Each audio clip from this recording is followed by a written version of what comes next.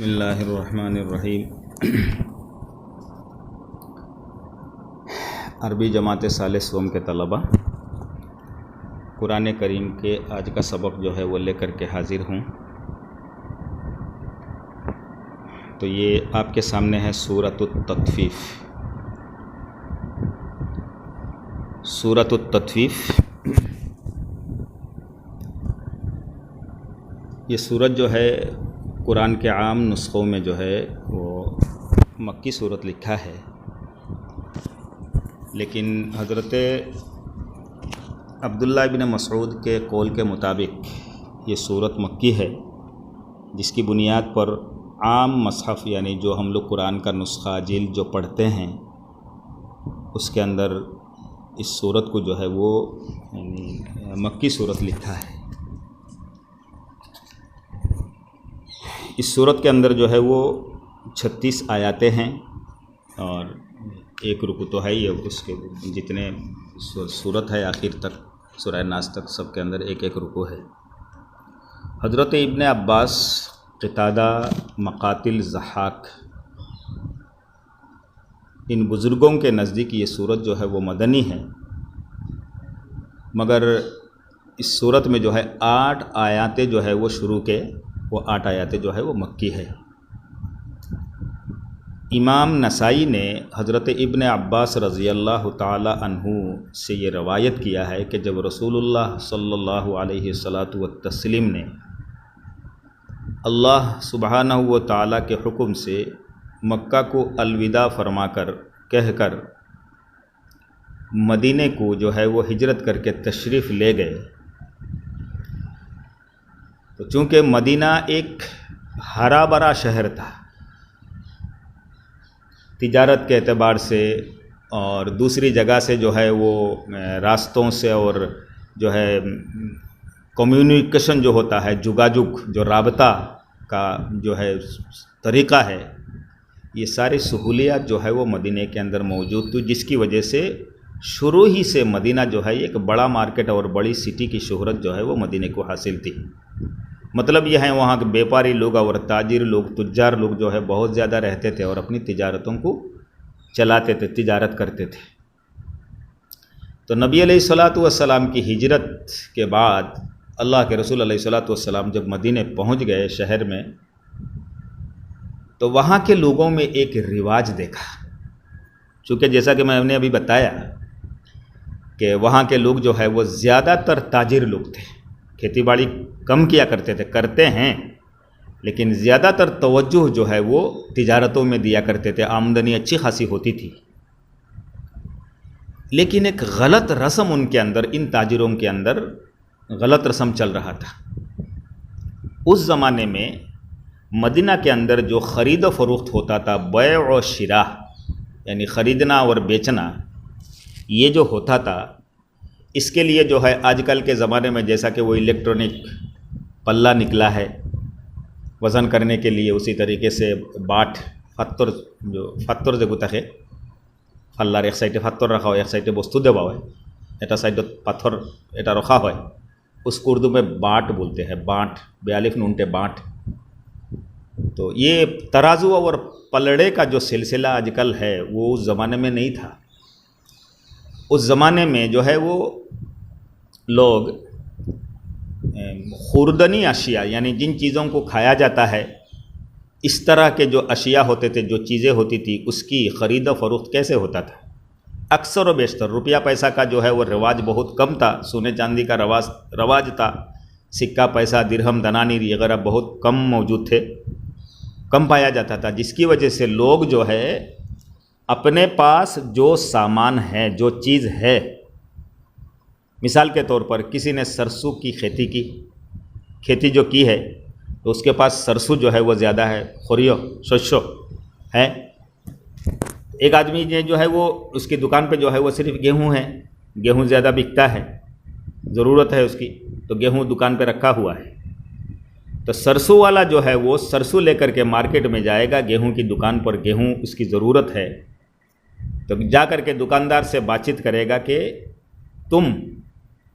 ہمیں جو ہے وہ گیہوں دو، اور اس کے بدلے میں جو ہے میں تم کو روپیہ نہیں بلکہ سرسوں دوں گا. تو مثال کے طور پر دکاندار کہتا ہے کہ آپ جو ہے ایک پیمانہ، وہ کیلی طور پر یعنی خرید و فروخت ہوا کرتا تھا کیلی طور پر. کیلی کا مطلب یہ ہے کہ ایک جو ہے برتن ہوا کرتا تھا. ہم لوگ جب چھوٹے تھے، پہلے رواج تھا، آج کل نہیں ہے، بھکاری بھی کم ہو گئے ہیں، تو دن بھر میں کم سے کم جو ہے 20 25 30 جو ہے وہ مانگنے والے آتے تھے، تو ان کو چاول دھان وغیرہ دیا جاتا تھا. تو اس کو دینے کے لیے جو ہے ایک خاص قسم کا بانس سے بنا ہوا، بانس کے بیت سے بنا ہوا ایک خاص قسم کا برتن جو ہے وہ ہوا کرتا تھا. اس کو سلہٹی میں جو ہے ہم لوگ کھاٹی کہتے تھے. اسی سے بھیک وغیرہ دیتے تھے. تو بھکاری کی بات آ گئی. ایک بات آپ کو بتا دیتا ہوں، آج کل تو نہیں ہے، آتے نہیں ہیں. پہلے زمانے میں بہت آتے تھے بھکاری، جو عورتیں مرد جو ہے وہ بھیک مانگنے کے لیے آتے تھے. تو جو ہے گھر کا گیٹ جو ہے وہ آئے گھر کے سامنے تو زور سے آواز لگاتے تھے، اہل یہ الطبیق محمدیک، الطبیق محمدیک، یہی لفظ کہتے تھے. تو یہ لفظ اصل میں عربی کا لفظ ہے. الطبیق جو ہے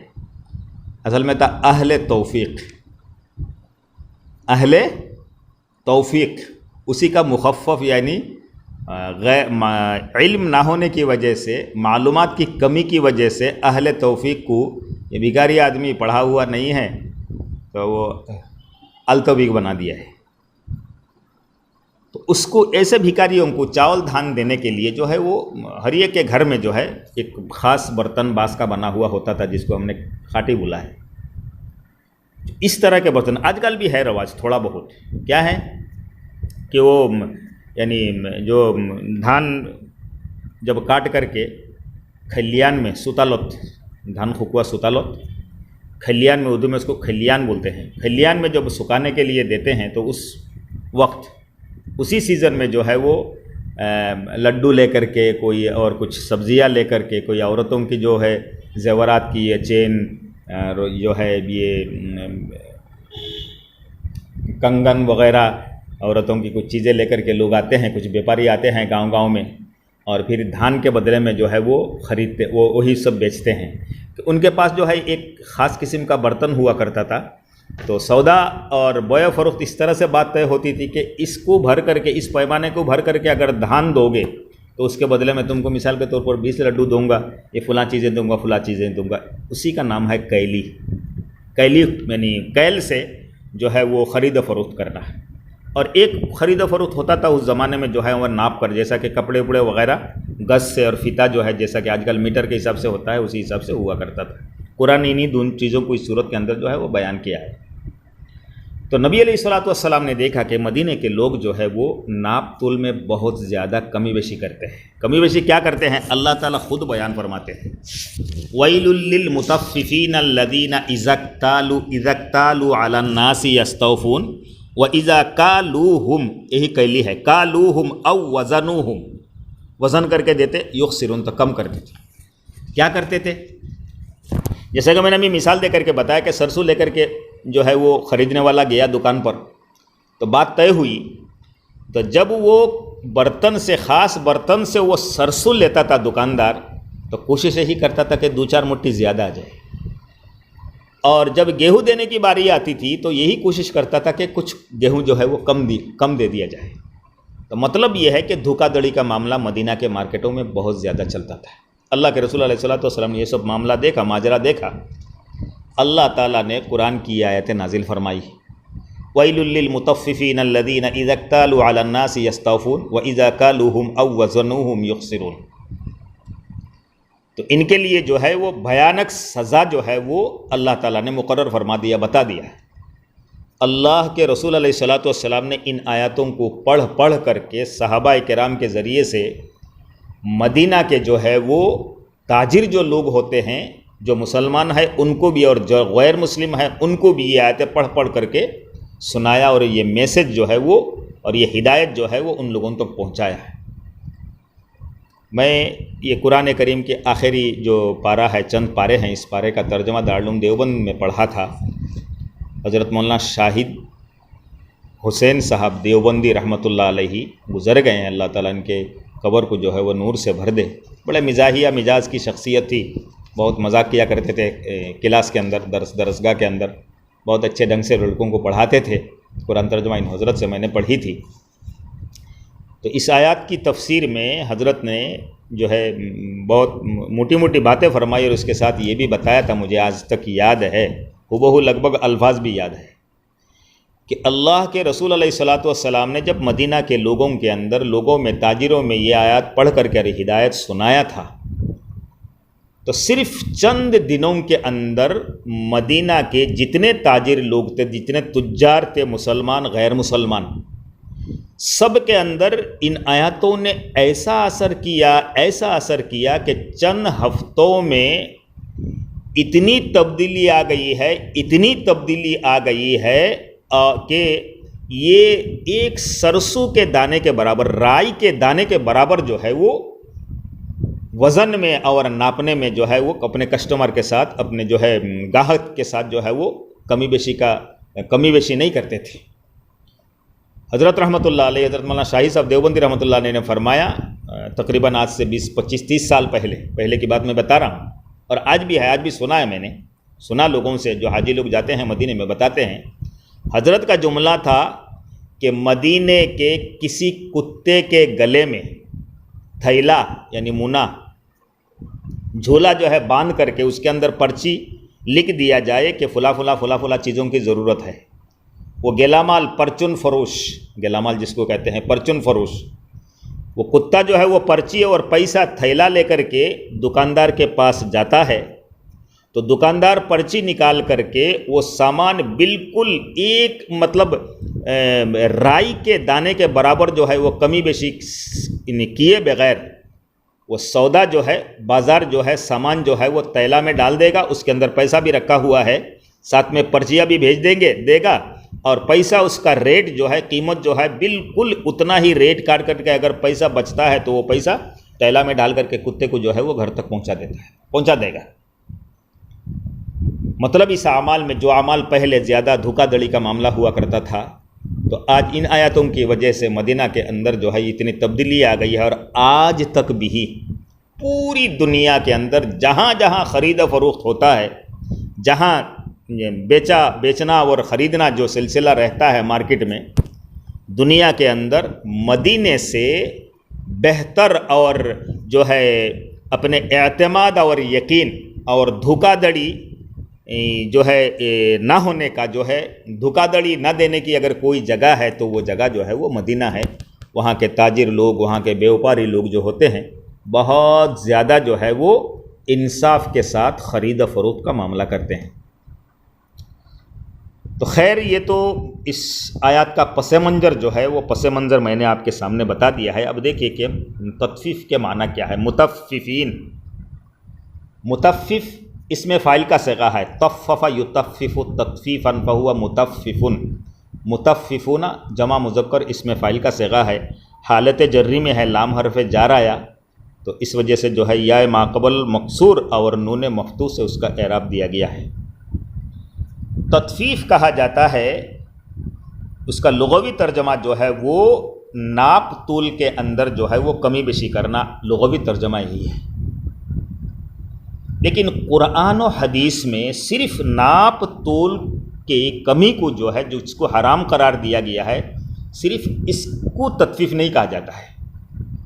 بلکہ حدیث اور آثار صحابہ سے یہ معلوم ہوتا ہے۔ اس آیت کے شروع میں تھوڑی سی تفصیلات اس لیے کر رہا ہوں کہ ہمارے روز مرہ دینندن جیونوں اس طرح کے بہت سارے معاملات آتے ہیں، ہم کسی نہ کسی طرح سے دوسرے کے حقوق کے ساتھ جڑے ہوئے ہیں۔ اگر ان حقوق کے اندر کمی بیشی کرتے ہیں تو نماز کتنی لمبی ہو جائے، پگڑی کا شملہ جو ہے ایک دم جو ہے وہ کمر نہیں بلکہ گھٹنے تک پہنچے، داڑھی لمبی ہے بالکل ناف تک، اگر دوسرے کے حقوق میں چاہے وہ حقوق اللہ ہو اور بالخصوص حقوق العباد کے اندر اگر کمی بیشی کرتے ہیں تو میدان محشر میں جو ہے ویلن، بری جگہ جو ہے وہ جہنم کا وہی جگہ، ایسے جو ہے وہ کمی بیشی کرنے، حقوق کے اندر کمی بیشی کرنے والوں کے لیے جو ہے اسی جگہ متعین ہو جائے گا۔ اللہ تعالیٰ حفاظت فرمائے۔ اس وجہ سے میں تھوڑی سی تفصیل سے بتاتا ہوں کہ میں استاد ہوں، جتنے استاد ہے اساتذہ ہے، اسکول کا ہو یا مدرسے کا ہو، مسجد کا امام ہو، گھر کا مربی ہو، گھر کا گارجین ہو، سرپرست ہو، کھیتی باڑی کرنے والا ہو، طلبہ ہو، طالبات ہو، اسٹوڈنٹ ہو، سب کی ایک ایک ذمہ داری بنتی ہے۔ سب کسی نہ کسی طریقے سے دوسرے کے حقوق کے ادا کرنے کے ساتھ جڑا ہوا ہے۔ اگر جہاں غلطی سے ہو گئی تو الگ بات ہے، اللہ تعالیٰ معاف کرنے والا ہے، لیکن جان بوجھ کر کے اگر کسی کی حق تلفی ہو رہی ہے، حقوق کو دبایا جا رہا ہے، حقوق کو ہڑپ کیا جا رہا ہے، پھر اس کا نتیجہ جو ہے وہ میدان محشر میں بہت برا آنے والا ہے۔ تو تطفیف صرف ناپ تول میں، وزن میں، ناپ تول میں اور کیلی وزن میں، اور کیا نام ہے کہ وہ فیتا سے جو ہے وہ ناپنا ہے، اس کے اندر صرف تطفیف نہیں ہے، بلکہ تطفیف حقوق اللہ کے اندر بھی ہے اور حقوق العباد کے اندر بھی ہے، جتنے ہم معاملات کرتے ہیں۔ مثال کے طور پر موطا امام مالک رحمۃ اللہ علیہ نے، امام مالک رحمۃ اللہ علیہ نے حضرت عمر ابن خطاب رضی اللہ تعالیٰ عنہ سے ایک روایت نقل کی ہے کہ امیر المؤمنین حضرت عمر ابن الخطاب رضی اللہ تعالیٰ عنہ مسجد نبوی میں تشریف فرما ہے۔ ایک صحابی یا تو تابعی، نام ان کا معلوم نہیں، تشریف لائے مسجد میں، اور لانے کے بعد جھٹ پٹ بہت جلدی جو ہے وہ نماز ادا کر دیا۔ انہوں نے رکوع سجدہ کے اندر ایک دم گئے اور اٹھے، اس طرح سے بہت جلدی سے نماز ادا کیا۔ حضرت عمر رضی اللہ تعالیٰ عنہ جو ہے وہ کنا کی اس میں دیکھ رہے تھے۔ جب نماز ختم ہوئی، سلام پھرایا تو بلایا، بھائی ادھر آؤ۔ فرمایا کہ لقد طففت، یقیناً آپ نے اللہ کے حقوق میں جو ہے وہ تطفیف کیا ہے، کمی بیشی کیا ہے۔ تو حضرت عمر رضی اللہ تعالیٰ عنہ کے اس جملے سے پتہ چلتا ہے کہ حقوق اللہ کے اندر بھی آدمی کمی بیشی کر سکتا ہے۔ نماز صحیح ڈھنگ سے اگر ادا نہیں کرتا ہے، رکوع سجدہ جو ہے اس کو صحیح ڈھنگ سے اگر ادا نہیں کرتا ہے، اطمینان کے ساتھ نماز ادا نہیں کرتا ہے، تو گویا کہ وہ جو ہے وہ اللہ تعالیٰ کے حق میں جو ہے وہ تطفیف کر رہے ہیں۔ باقی رہی بات، میں 2-3 مثال دیتا ہوں، سمجھے آپ بات کو، اور ہو سکے تو دوسروں تک بھی پہنچائیں، مناسب اگر موقع سمجھے، اگر صحیح ڈھنگ سے آپ سمجھیں گے تو دوسروں کو سمجھا پائیں گے۔ مثال کے طور پر میں خود اپنی مثال دیتا ہوں، اپنی بات کرتا ہوں۔ پڑھانے کے لیے بیٹھ گیا تو بات کرتا ہوں جب، تو ایسا معلوم ہوتا ہے کہ ناک سے، آنکھ سے اور بدن کے ہر اعضاء سے جو ہے وہ اخلاص اور للہیت، خلوص اور للہیت جو ہے وہ ٹپک رہا ہے۔ مدرسے کی کمیٹی نے مجھے ذمہ داری دی اور اس لیے مجھے لایا ہے، اور تنخواہ جو بھی دے رہے ہیں اس لیے دے رہے ہیں کہ بچوں کو صحیح ڈھنگ سے مطالعہ کر کے اچھی طرح سے جتنی توفیق ہے، اپنی وسعت ہے اور صلاحیت ہے، اسی کے مطابق جو ہے وہ بچوں کو کتاب دے کر کے اچھی طرح سے پڑھاؤں۔ اسی لیے تنخواہ بھی دے رہے ہیں، رہنے کے لیے جگہ بھی دے رہے ہیں۔ اگر وہاں میں 8 بجے سے مدرسہ کھلتا ہے، بیٹھتا ہے، میں 8:30 بجے، میں مدرسے کا محتمم ہوں، 8:30 بجے آتا ہوں، 9 بجے پہنچتا ہوں، اور دستخط جو ہے سگنیچر رجسٹر میں کرتا ہوں، اور ٹائم جو لکھا ہوا ہے وہ 8 بجے لکھتا ہوں، اس لیے کہ میں محتمم ہوں۔ ڈھمکا ہے، فلاں ہے، ڈھمکا ہے، یہ سب اہتمامی اور محتمم گیری نہیں چلے گا وہاں دربار الہی میں، سب کچھ تھپ پڑ جائے گا۔ اس لیے کہ میں مدرسے کے حق میں جو ہے وہ تطفیف کر رہا ہوں، کمی بیشی کر رہا ہوں، چھٹکارا نہیں ملے گا۔ کتاب پڑھانے کی ذمہ داری آتی ہے تو ایک آنکھ جو ہے مطالعہ کرنے کا ٹائم نہیں ہے، دوسرے کاموں میں پورا ٹائم برباد کر دیتا ہوں، کلاس کا ٹائم ہو گیا تو ایک آنکھ جو ہے عبارت پہ ہے، ایک جو ہے کناکیوں سے حاشیے پہ ہے، کسی طرح سے بس زبان چلتی ہے۔ اس وجہ سے بچے جو ہے وہ کمزور مبتدی ہوتے ہیں، ان کو یہ پتہ نہیں چلتا ہے، کچھ بھی بک دیا اور ان کے سامنے جو ہے وہ قے کر دیا، الٹی کر دی، اور بچے سمجھے بس آج ایک بڑی جاندار تقریر ہوئی حضرت کی۔ حالانکہ اس سبق کے ساتھ، ان عبارت کے ساتھ، ان الفاظ کے ساتھ حضرت کی تقریر جو ہے، اس تقریر کا کچھ تعلق نہیں ہے۔ تو یہ بچوں کے حق میں جو ہے وہ میں تطفیف کر رہا ہوں، اس کی بھی جواب دہی ہونی ہے۔ ماسٹر صاحب 9 بجے اسکول کھولتا ہے، 10 بجے پہنچتے ہیں، 9 بجے کا ٹائم لکھتے ہیں، بچوں کو صحیح ڈھنگ سے نہیں پڑھاتے ہیں، تو یہ بھی تطفیف کر رہے ہیں۔ لمبی لمبی تنخواہ جو ہے، اس تنخواہ کا حساب جو ہے وہ میدان محشر میں ہوگا، میرا بھی ہوگا، ان کا بھی ہوگا، تو صرف ہمارا نہیں ہے۔ آپ کے والدین، آپ جتنی عمر کے ہو گئے ہیں، داڑھی آپ کی نکل گئی ہے، تو بڑی امید لگا کر کے آپ کو مدرسے میں اس لیے ڈالا، مدرسے میں اس لیے پڑھنے کے لیے دیا کہ تاکہ آپ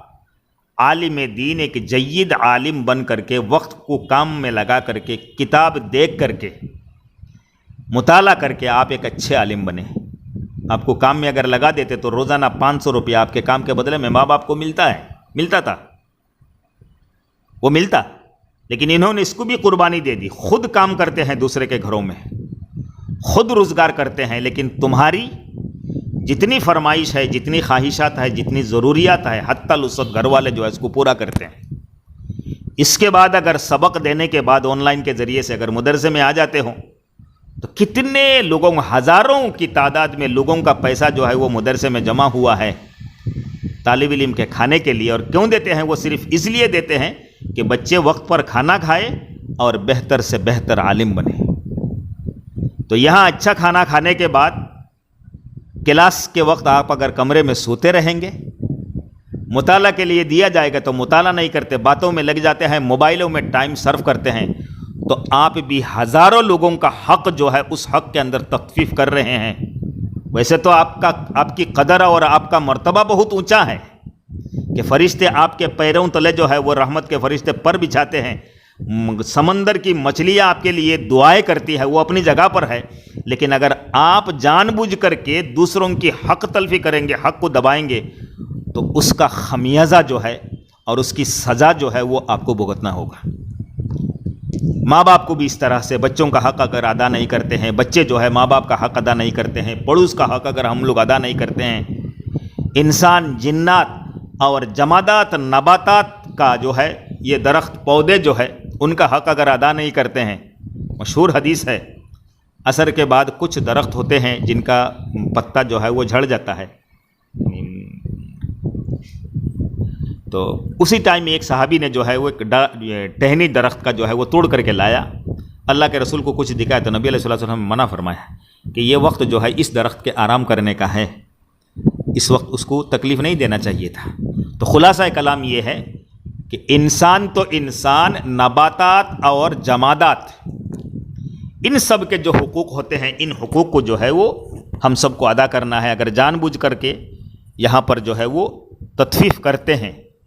تو پھر اللہ تعالیٰ کے دربار میں جو ہے وہ جواب دہی ہونا ہوگا، جواب دینا پڑے گا. حضرت عبداللہ ابن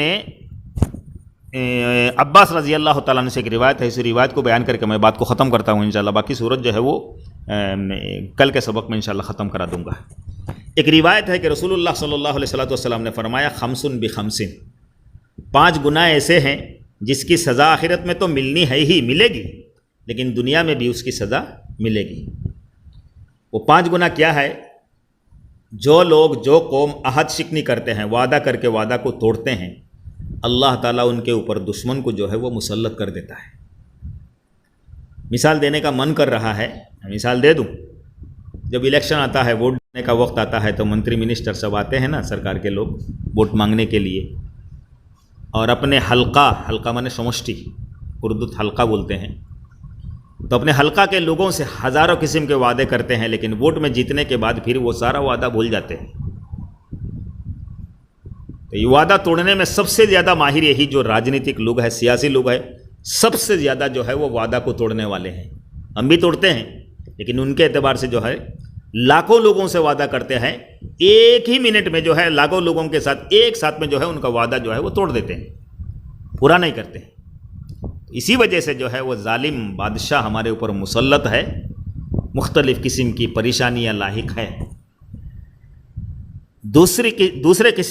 قسم کا گناہ جو ہے وہ جو قوم اللہ کے قانون کو چھوڑ کر کے دوسرے کے قانون پر جو ہے وہ فیصلہ کرتے ہیں تو اللہ ان پر فقر و احتیاج یعنی غربت اور محتاجی جو ہے وہ مسلط کر دیتے ہیں. تو آج پوری دنیا کے اندر اللہ کے قانون کو توڑا جا رہا ہے، دوسرے کے قوانین پر عمل کیا جا رہا ہے، فیصلہ کیا جا رہا ہے، تو اس کا وبال جو ہے یہی سب ہم بھگت رہے ہیں. تیسری قسم کا گناہ جو ہے وہ جو قوم بے حیائی اور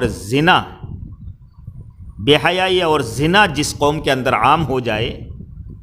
تو اللہ تعالیٰ فرماتے ہیں کہ اس گناہ کی وجہ سے اللہ تعالیٰ ان کے اوپر طاعون اور مختلف قسم کی بیماریاں جو ہے، ملکی بیماریاں جو ہے پھیلا دیتے ہیں. یہ کورونا کے نام سے پوری دنیا کو جو تباہ کرنے والی بیماری آئی ہے نا، وائرس، ذرا اس حدیث کی روح سے جو ہے وہ سوچا جائے تو جواب جو ہے وہ آسانی کے ساتھ ہم کو مل جائے گا کہ اس وقت دنیا کے اندر بے حیائی اور زنا کس طرح سے عام ہے۔ یہ سوچنے والی بات ہے۔ جب تک ان گناہوں سے ہم پرہیز نہیں کریں گے، توبہ نہیں کریں گے اور لوگوں کو جو ہے اس کی طرف ترغیب نہیں دلائیں گے تو ان بیماریوں سے، یہ آپ کا ویکسین جو ہے وہ، میں اس کے منافی نہیں ہے، اس کا جو ہے اس سے اختلاف نہیں کرتا ہوں، لینا چاہیے، ماسک جو ہے وہ استعمال کرنا چاہیے، بار بار ہاتھ دھونا چاہیے، سینیٹائز جو ہے وہ بھی کرنا چاہیے، سوشل ڈسٹینس جو ہے وہ اس کی بھی رعایت کرنی چاہیے، ویکسین بھی لینا چاہیے، وہ اپنی جگہ پر ہے، لیکن جب تک اصل وجہ جو ہے اس سے ہم باز نہیں آئیں گے تو پھر آج کرونا کے نام سے، کل جیکا کے نام سے، پرسوں بلینک فنگس کے نام سے، اس کے بعد وائٹ فنگس، آج کل سنا ہوں کہ یلو فنگس بھی آ رہا ہے، اس کے بعد پتہ نہیں گرین فنگس اور کیا کیا آنے والا ہے، اللہ حفاظت فرمائے۔ تو جو ہے چوتھا گناہ جو ہے، جب ناپ تول میں آدمی جو ہے وہ تطفیف کرتے ہیں، کمی بیشی کرتے ہیں، تو نبی علیہ الصلوۃ والسلام نے فرمایا ہے کہ قحط میں ان کو مبتلا کر دیا جاتا ہے۔ اور پانچواں گناہ جو ہے، وہ آدمی زکوٰۃ ادا نہیں کرتے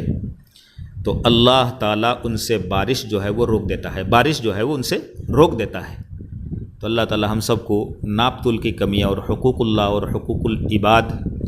کے اندر کمی بیشی کرنے سے حفاظت فرمائے، اللہم آمین،